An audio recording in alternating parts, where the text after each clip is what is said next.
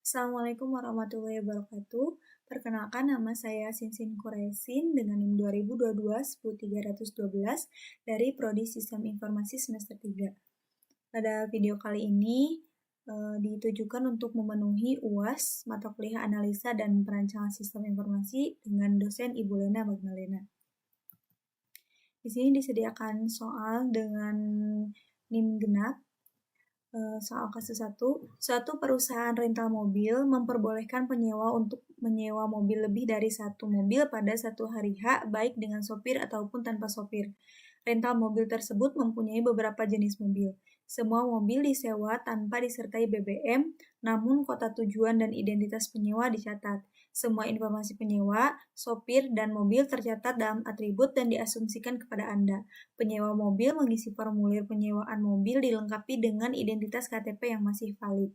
Pertanyaan, ada 4 pertanyaan, yaitu buatlah rancangan use case diagramnya, activity diagramnya, sequence diagramnya, dan diagram hiponya. Lalu pertanyaan nomor 2-nya, jelaskan perbedaan antara perancangan terstruktur dan perancangan berbasis objek. Jelaskan dan uraikan tool-toolsnya. Baik, di sini pertama ada use case diagram dari penyewa. Di sini penyewa akan melakukan login. Untuk langkah selanjutnya itu mengisi registrasi, di mana registrasi ini berisi nama lengkap, alamat, email, dan nomor telepon daripada penyewa. Selanjutnya, setelah melakukan registrasi, penyewa melakukan sewa, yaitu dengan mengisi form penyewaan terlebih dahulu, di mana ada identitas penyewa dan harus ada KTP yang valid, lalu ada kota tujuan, jenis mobil, sopir, lama sewa, dan banyak sewa. Lalu selanjutnya adalah penyewa melakukan pembayaran. Di sini penyewa diberikan pilihan untuk melakukan jenis pembayaran bisa tunai dan non-tunai. Lalu setelah itu penyewa dapat menerima bukti pembayaran. Selanjutnya di akhir penyewa melakukan pengembalian mobil. Ketika pengembalian mobil ini terdapat pembayaran denda dilakukan apabila pengembalian terlambat dan terjadi kerusakan pada mobil yang disewa. Lalu selanjutnya ada use case diagram dari admin. Di sini admin menerima form data penyewa, menerima form penyewaan, menerima data pembayaran, lalu membuat bukti pembayaran, menerima pengembalian mobil yang disewa, lalu mengecek kondisi mobil yang sudah disewa dan mengecek tanggal pengembalian. Setelah itu memberikan sanksi berupa denda apabila terdapat kerusakan mobil dan pengembalian yang terlambat. Yang terakhir, admin menerima pembayaran denda. Selanjutnya yaitu adalah activity diagram. Di sini ada activity diagram dari rental mobil atau penyewaannya. Pertama-tama, ada penyewa yang melakukan registrasi dan menghasilkan data penyewa. Kemudian data penyewa itu diterima oleh admin. Selanjutnya, penyewa akan mengisi form penyewaan dan data penyewaannya akan diterima oleh admin. Setelah mengisi form penyewaan, penyewa menentukan jenis penyewaannya, yaitu dengan memilih penyewaan dengan sopir atau tanpa sopir, lalu memilih sewa mobil lebih dari satu atau tidak. Apabila memilih sewa mobil atau lebih dari satu atau tidak, lalu memilih jenis mobil. Dan jika memilih dengan sopir atau tidak dengan sopir, si penyewa diperkenankan untuk melakukan pembayaran. Ketika melakukan pembayaran, penyewa dapat memilih jenis pembayaran yaitu non-tunai atau tunai, lalu dihasilkanlah data pembayaran yang kemudian diterima oleh admin. Setelah menerima data pembayaran, admin akan membuat bukti pembayaran dan bukti pembayaran tersebut akan diserahkan kepada penyewa. Selanjutnya, activity diagram proses pengembalian. Di sini diawali dengan penyewa yang mengembalikan mobil sewaan dan admin menerima mobil sewaan tersebut, lalu admin mengecek kondisi mobil apakah terdapat kerusakan atau tidak. Lalu mengecek tanggal pengembalian juga, apakah pengembalian terlambat atau tidak. Jika pengembalian terlambat, maka akan diberikan sanksi atau denda. Dan jika terdapat kerusakan pada mobil, maka akan diberikan sanksi berupa denda juga. Lalu sanksi dan denda diterima oleh penyewa dan penyewa pun membayar denda yang kemudian pembayaran denda itu diterima oleh admin. Dan proses pun berakhir. Lalu yang selanjutnya adalah sequence diagram. Di sini penyewa harus login terlebih dahulu dengan menginputkan username dan passwordnya, lalu dimasukkan ke sistem, lalu sistem akan memvalidasinya. Setelah itu akan tampil menu. Setelah itu penyewa akan melakukan registrasi, diproses oleh sistem, dan menerima kembali pesan validasi. Setelah itu, penyewa akan melakukan penyewaan dengan memilih jenis mobil dan memilih sopir. Setelah itu, penyewa akan melakukan pembayaran yang kemudian dicatat oleh sistem dan menerima bukti pembayarannya. Setelah itu, si penyewa dapat melakukan pengembalian dengan proses seperti sebelumnya, lalu akan menerima sanksi atau denda jika terdapat kerusakan pada mobil yang telah disewa. Setelah itu, penyewa melakukan pembayaran denda. Yang selanjutnya adalah sequence diagram dari admin.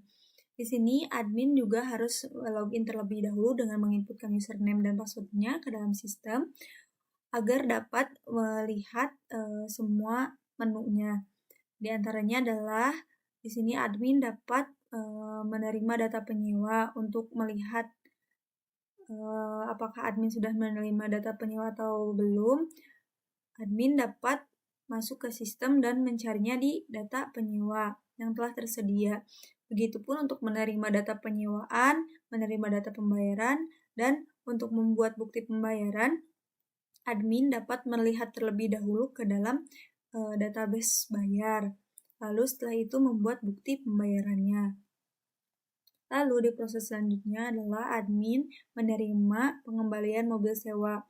Setelah menerima pengembalian mobil sewa itu, lalu admin dapat mengecek ke dalam sistem untuk pengecekan kondisi mobil serta untuk mengecekkan tanggal pengembalian sehingga admin dapat memberikan sanksi denda melalui sistem kepada penyewa dan menerima penyewaan denda dengan mengeceknya di dalam sistem melalui database pembayaran atau database tabel bayar. Yang selanjutnya adalah diagram HIPO. Di sini ada perusahaan rental mobil, lalu ada masuk ke dashboard atau halaman utama. Di sini terdapat registrasi, penyewaan, dan pengembalian. Di dalam registrasi terdapat form registrasi yang berisi data penyewa. Lalu di dalam penyewaan ini terdapat form penyewaan yang berisi data penyewa, data mobil, dan data sopir. Selanjutnya ada pembayaran yang berisi bukti pembayaran. Dan yang terakhir ada pengembalian yang berisi data pengembalian, di mana data pengembalian ini berisi data kondisi mobil dan data tanggal pengembalian. Dan yang terakhir di dalam pengembalian terdapat pembayaran denda. Baik, yang selanjutnya adalah perancangan terstruktur dan perancangan berbasis objek. Di sini ada perancangan terstruktur, yaitu pendekatan pengembangan perangkat lunak yang menekankan pembagian tugas ke dalam modul-modul terpisah yang disebut prosedur atau fungsi.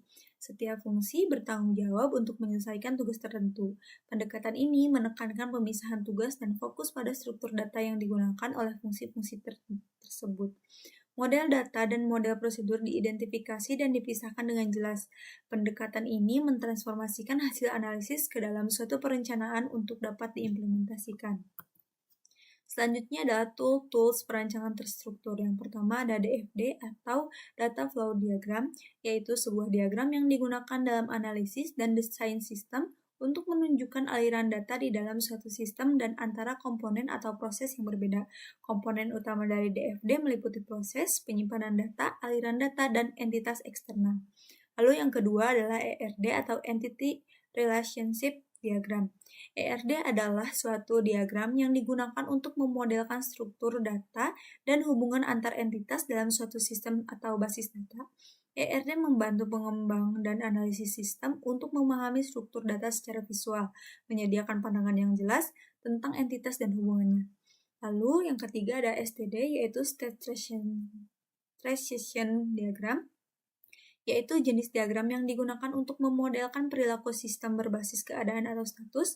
STD menjelaskan bagaimana sistem berpindah dari satu keadaan ke keadaan lainnya dalam respons terhadap suatu peristiwa atau rangkaian peristiwa. Yang terakhir ada kamus data. Kamus data adalah kumpulan informasi terstruktur yang menyediakan deskripsi tentang data yang digunakan dalam suatu sistem atau organisasi. Kamus data mengandung definisi, deskripsi, dan hubungan antara entitas data, termasuk atribut-atribut yang terkait. Yang selanjutnya adalah perancangan berbasis objek.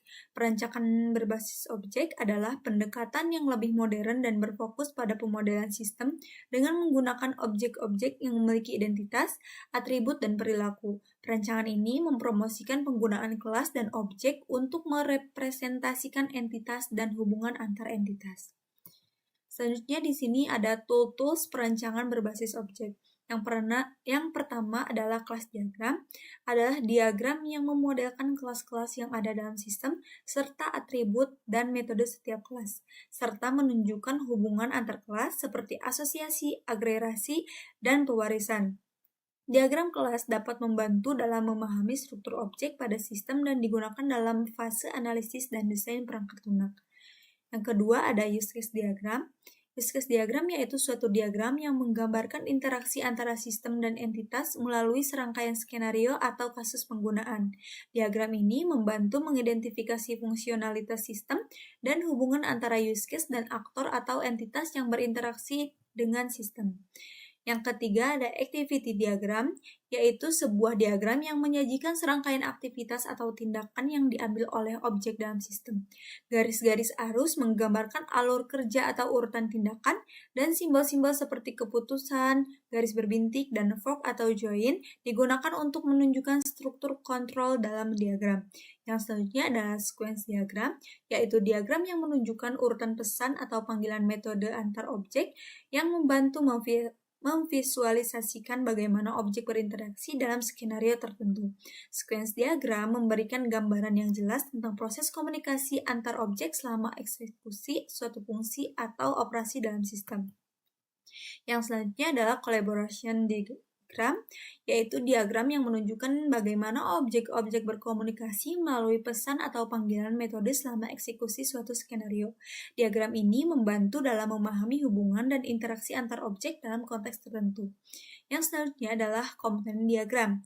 Komponen diagram adalah diagram yang memodelkan komponen-komponen fisik atau logis suatu sistem dan hubungan antara mereka. Komponen dapat berupa kode sumber, pustaka, modul, atau komponen perangkat keras. Hubungan antara komponen diilustrasikan dengan menggunakan garis dan panah untuk menunjukkan arah ketergantungan. Dan yang terakhir ada deployment diagram, yaitu diagram yang memodelkan distribusi fisik perangkat keras dan perangkat lunak dalam suatu sistem. Diagram ini membantu memahami arsitektur deployment sistem pada tingkat tinggi dan dapat digunakan untuk merencanakan penempatan komponen di berbagai perangkat keras atau server. Terima kasih, sekian video dari saya. Saya Sinsin Kuresin. Assalamualaikum warahmatullahi wabarakatuh.